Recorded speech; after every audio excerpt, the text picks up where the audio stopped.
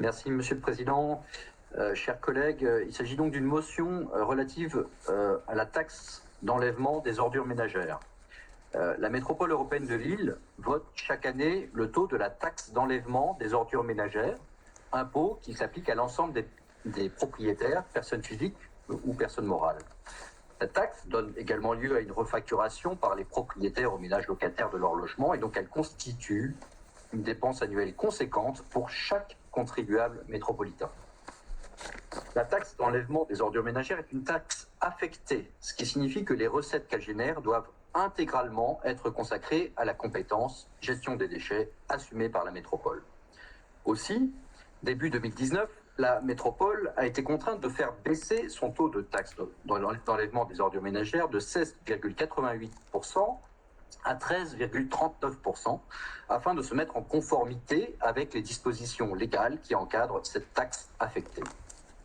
Pour autant, entre 2014 et 2019, la métropole avait prélevé auprès des contribuables métropolitains 944 millions d'euros de recettes fiscales par le biais de la taxe d'enlèvement des ordures ménagères, tout en ne consacrant que 830 millions de dépenses, fonctionnement et investissement à sa politique en matière de déchets sur la même période. C'est donc 114 millions d'euros de plus, de trop. La métropole dispose donc aujourd'hui de marges de manœuvre financières importantes, prélevées spécifiquement à cet usage au cours des années passées.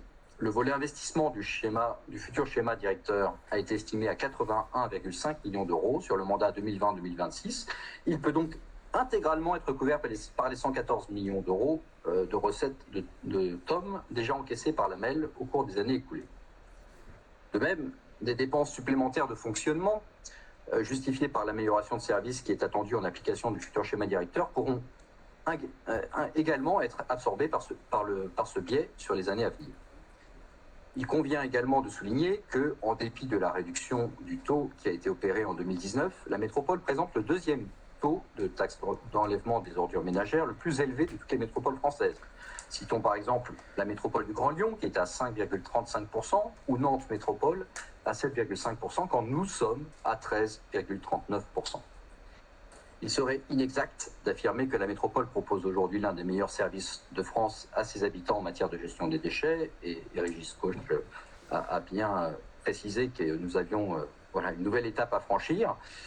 Donc la métropole est consciente qu'il faut améliorer cette qualité de service, et ce, avant d'envisager toute évolution de la hausse de la somme qu'elle demande aux métropolitains. Aussi, à l'occasion du vote du schéma directeur des déchets ménagers assimilés pour la période 2024-2030, nous proposons que la métropole européenne de Lille décide que, sauf circonstances exceptionnelles et imprévisibles, ces ambitions se réalisent sans que le taux de la taxe d'enlèvement des ordures ménagères, voté annuellement par la MEL, n'évolue à la hausse durant le mandat en cours.